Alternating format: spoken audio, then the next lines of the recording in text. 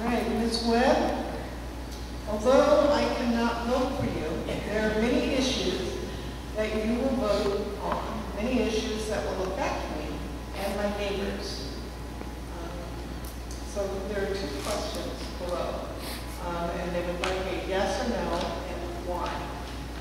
Okay, first question is, do you support building the trolley? Let's take each one and we'll go back and forth. Do I support building the trolley? Absolutely not. I went to a few of the steering planning committee meetings, and they are very long. So if you want to go, they're about 4 hours, so be prepared to pack a lunch. The feasibility study for the trolley is absolutely ridiculous. It is not cost effective. You would have to do a whole paradigm switch in Riverside. California is a car culture. We are a car culture. We have issues right now with our RTA bus system and our Metrolink system with ridership and subsidies. So building a trolley is just not cost effective for the city when we can use that money for other things that we need that will be more beneficial. Mr. Bernard, do you support building a trolley? No. It's pretty simple. It's $500 million of our money that could go into paving streets, trimming trees, putting curb sidewalks and gutters throughout some of these areas that need it for the kids to get to school. Building the trolley, tie up traffic, not be feasible for Riverside.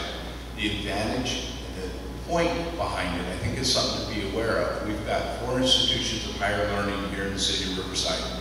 We want to get that student population to the downtown area and create the tax dollars and drive our economy up.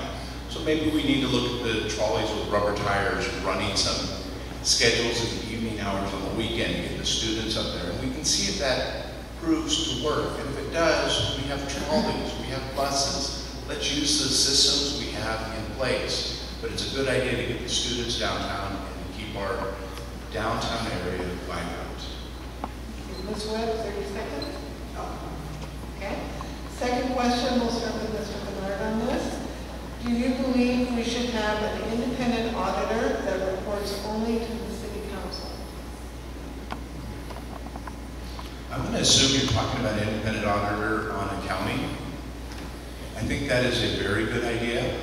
It would cut out some of the concerns that we have. I know last year we had an audit done by a certified public accountant, and I was pleased that they found very few issues, but there was concern that those were guided and steered by staff.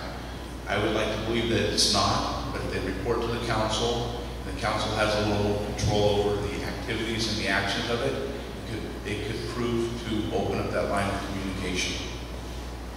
Ms. Webb? Can you read the question again, please? Do you believe we should have an independent auditor that reports only to the city council? Yes, absolutely. We need an independent auditor because that goes back to transparency. In order for us to be transparent and to know the absolute truth and see what's going on, where the money's going, where the money's been spent, where it's projected to go, we need an outside, disinterested third party to provide that service for us. Thank you. Mr. Bernard, would you like 30 seconds? No.